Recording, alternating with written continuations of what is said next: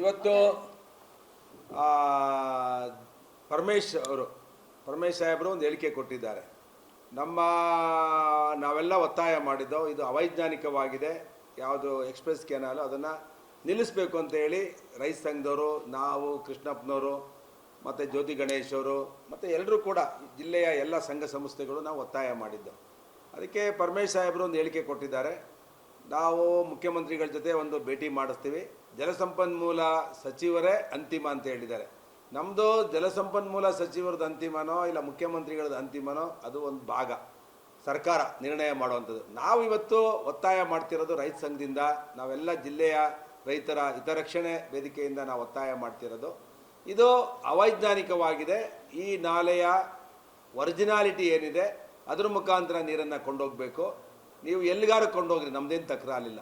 ಈಗಿರೋ ಏನೋ ವಿನ್ಯಾಸ ಇದೆ, 40 ವರ್ಷದ ಹಿಂದೆ ಆದಂಥ ವಿನ್ಯಾಸ ಮಾಡಿಫಿಕೇಷನ್ ಆಗೀಗ 1400 ಕ್ಯೂಸೆಕ್ಸ್ ನೀರು ಡಿಸ್ಚಾರ್ಜ್ ಆಗುವಂಥ ಒಂದು ನಾಲೆ ಇವತ್ತು ಆಧುನೀಕರಣ ಆಗಿದೆ. ಅದರ ಮುಖಾಂತರ ಮಾಗಡಿಗಾರು ತೊಗೊಂಡೋಗ್ಲಿ, ಕುಣಿಗಲ್ಲಾರು ತೊಗೊಂಡೋಗ್ಲಿ ಅನ್ನೋದು ಇಡೀ ಜಿಲ್ಲೆಯ ಜನರ ರೈತರ ಒತ್ತಾಯ. ಯಾಕೆ ಇದನ್ನು ವಿರೋಧ ಮಾಡ್ತಿದ್ದೀವಿ ಅಂತ ಹೇಳಿದ್ರೆ, ಈ ಎಕ್ಸ್ಪ್ರೆಸ್ ಕೆನಾಲ್ ಆಗೋದ್ರಿಂದ 8 ತಾಲೂಕುಗಳಿಗೆ, ತುಮಕೂರು ಜಿಲ್ಲೆಯ 8 ತಾಲೂಕುಗಳಿಗೆ ಹೇಮಾವತಿ ನೀರು ದಕ್ಕಲ್ಲ ಅನ್ನೋದು ಜನರ ಅಭಿಪ್ರಾಯ, ಸುರೇಶ್ ಗೌಡನ ಅಭಿಪ್ರಾಯ ಅಲ್ಲ. ಅದರಿಂದ ನಾವು ಒತ್ತಾಯ ಮಾಡಿದ್ದೇನೆಂದರೆ ಈ ಯೋಜನೆ ಅವೈಜ್ಞಾನಿಕವಾಗಿದೆ.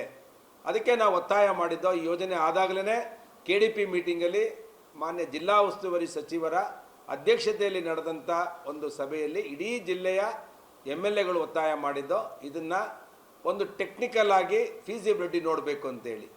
ಇವರು ಏನು ಮಾಡಿದ್ರು, ಯಾವ ಅಧಿಕಾರಿಗಳು ಈ ಯೋಜನೆಯನ್ನು ಮಾಡಿದ್ರು, ಸಿಇಗಳು, ರಿಟೈರ್ಡ್ ಸಿಇಗಳು ಅವ್ರ ಕಡೆಯಿಂದನೇ ಒಂದು ರಿಪೋರ್ಟ್ ತರಿಸ್ಕೊಂಡು ಸರ್ಕಾರದ ಪರ ಬರೆಸಿಟ್ಕೊಂಡಿದ್ದಾರೆ. ಅದಕ್ಕೆ ನಾವು ಇವತ್ತು ಒತ್ತಾಯ ಮಾಡ್ತಿದ್ದೇವೆ. ಇದು ನಮ್ಮ ರಾಯಚೂರಲ್ಲಿ IIT ಇದೆ, ಎಲ್ಲಿ ನಮ್ಮ ಬೆಳಗಾಂ ಪಕ್ಕ ಇದೆಯಲ್ಲ, ಹುಬ್ಳಿ ಮತ್ತು ಧಾರವಾಡಲ್ಲಿ IIT ಇದೆ. ಅಲ್ಲಿಂದ ಇದನ್ನು ಫೀಸಿಬಿಲಿಟಿ ಇದೆಯಾ ಇಲ್ವಾ ವೆರಿಫೈ ಮಾಡಬೇಕು. ಇಲ್ಲ ಇಂಡಿಯನ್ ಇನ್ಸ್ಟಿಟ್ಯೂಟ್ ಆಫ್ ಸೈನ್ಸ್ ಇಲ್ಲಿಂದ ಮಾಡಬೇಕು. ಇಲ್ಲ ಬ್ಯಾಂಗ್ಳೂರಲ್ಲಿ ಯಾವುದಾದ್ರು ಒಂದು ಪ್ರತಿಷ್ಠಿತ ಸಂಸ್ಥೆಗಳು, ರೆಕಗ್ನೈಸ್ಡ್ ಸಂಸ್ಥೆಗಳಿಂದ ಇದನ್ನು ಹೈಡ್ರಾಲಿಕ್ಸ್ನ ಮತ್ತು ವೆಲಾಸಿಟಿನ ಮತ್ತು ಸ್ಪೀಡನ್ನ, ನೀರನ್ನು 600 ಕ್ಯೂಸೆಕ್ಸ್ 400 ಕ್ಯೂಸೆಕ್ಸಲ್ಲಿ ಡ್ರಾ ಮಾಡಿದ್ರೆ ಮುಂದೆ ನೀರು ನಿಧಾನವಾಗಿ ಹೋಗುತ್ತೆ, ಯಾವ ಕೆರೆಗಳು ತುಂಬಲ್ಲ ಅನ್ನೋದೇ ನಮ್ಮದು ಕಳಕಳಿ ಇರೋವಂಥದ್ದು, ನಮ್ಮದು ಒತ್ತಾಯ ಇರುವಂಥದ್ದು, ನಮ್ಮದು ಆತಂಕ ಕೂಡ ಇರೋವಂಥದ್ದು.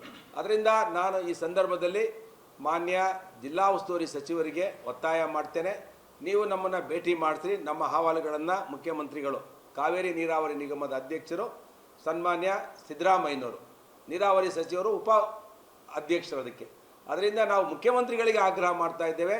ಇಡೀ ಜಿಲ್ಲೆಯ ಜನ 6 ಜನ ಶಾಸಕರನ್ನ ಗೆಲ್ಲಿಸಿದ್ದಾರೆ. ದಯವಿಟ್ಟು ಮುಂದೆ ಕಾಂಗ್ರೆಸ್ಗೆ ಏನಾದರೂ ಭವಿಷ್ಯ ಇರಬೇಕು ಅಂತ ಅಂದರೆ, ಏನಾದರೂ ಮಿನಿಮಮ್ ವೋಟ್ ಬರಬೇಕು ಅಂತ ಹೇಳಿದ್ರೆ ನೀವು ಇದನ್ನು ಮರುಪರಿಶೀಲನೆ ಮಾಡಬೇಕು ಮತ್ತು ಜಿಲ್ಲೆಯ ಆಗಿರುವಂಥ ಗೊಂದಲಗಳನ್ನು ಸರಿ ಮಾಡಬೇಕು ಅಂತೇಳಿ ನಾವು ಹೋರಾಟದ ಮುಖಾಂತರ ಆಗ್ರಹ ಮಾಡಿದ್ದೇವೆ.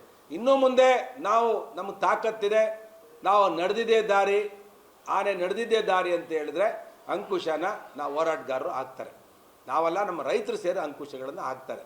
ಮುಂದೆ ಆಗುವಂಥ ಗಲಭೆಗಳಿಗೆ ನೀವು ಸರ್ಕಾರ ಹೊಣೆ ಆಗಬೇಕಾಗುತ್ತೆ. ಇವತ್ತೇನು RCBಲಿ ಗೊಂದಲ ಮಾಡ್ಕೊಂಡಿದ್ರ, ಅದೇ ರೀತಿ ಇದ್ರೂ ಗೊಂದಲ ಮಾಡ್ಕೊಳ್ಳೋಕೆ ಹೋಗಬೇಡಿ. ನಿಮ್ಗೆ ಸರ್ಕಾರಕ್ಕೆ ಬಹಳ ಕೆಟ್ಟ ಹೆಸರು ಬರುತ್ತೆ.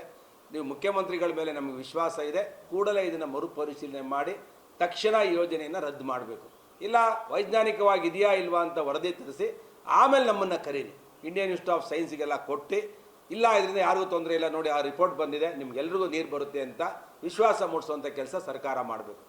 ಪ್ರಜಾಪ್ರಭುತ್ವ ವ್ಯವಸ್ಥೆಯಲ್ಲಿ ಒಂದು ಸರ್ಕಾರ ಯಾವುದೇ ಒಂದು ಈ ಥರ ಗೊಂದಲಗಳಾದಾಗ ಅದಕ್ಕೆ ಪರಿಹಾರ ಹುಡುಕಿ ಜನರು ಕಾನೂನು ಸುವ್ಯವಸ್ಥೆಯನ್ನು ಕಾಪಾಡುವಂಥ ಹೊಣೆ ಸರ್ಕಾರಕ್ಕಿರೋದು.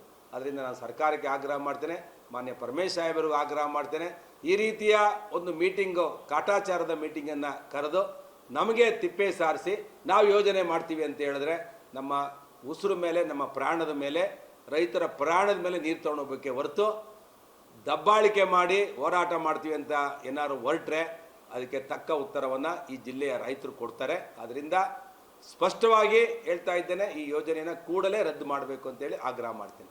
ರಾಜೇಂದ್ರ ಅವರು ಕೂಡ ವೈಯಕ್ತಿಕವಾಗಿ ಇದಕ್ಕೆ ವಿರೋಧ ವ್ಯಕ್ತಪಡಿಸಿರ್ತಕ್ಕಂಥ, ನನಗೂ ಕೂಡ ಅಲ್ಲ, ಇಡೀ ಜಿಲ್ಲೆಯ ಜನರ ಆತಂಕ ಇದೆ. ನಾನು ರಾಜೇಂದ್ರ ಅವರು ಈ ಜಿಲ್ಲೆಯಲ್ಲಿ ಯಾರೇ ಆ ಯೋಜನೆಯನ್ನು ಬೇಡ ಅಂತ ಹೇಳೋರಿಗೆ ನಾನು ಸ್ವಾಗತ ಮಾಡ್ತೇವೆ. ನಾವು ಇಲ್ಲಿ ರಾಜಕೀಯ ಮಾಡಲ್ಲ, ಇದು ಪಕ್ಷಾತೀತವಾದ ಹೋರಾಟ. ನಾನು ಯಾವುದೇ ಕಾರಣಕ್ಕೂ ಇದಕ್ಕೆ ರಾಜಕೀಯ ಬೆರೆಸಲ್ಲ. ಎಲ್ಲರನ್ನ ವಿಶ್ವಾಸಕ್ಕೆ ತಗೊಂಡು ಹೋರಾಟ ಮಾಡ್ತೀವಿ.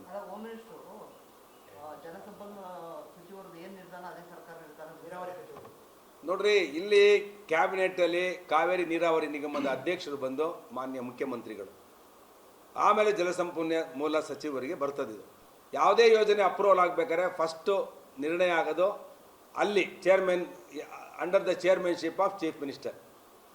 ಮುಖ್ಯಮಂತ್ರಿಗಳಿಗೆ ನಾನು ಆಗ್ರಹ ಮಾಡೋದು, ಮುಖ್ಯಮಂತ್ರಿಗಳು ಇದನ್ನು ಕುಲಂಕುಷವಾಗಿ ಪರಿಶೀಲನೆ ಮಾಡಿ ನಿರ್ಧಾರ ತಗೋಬೇಕು ಅನ್ನೋದು ನಮ್ಮದು ಒತ್ತಾಯ. ನಾಳೆ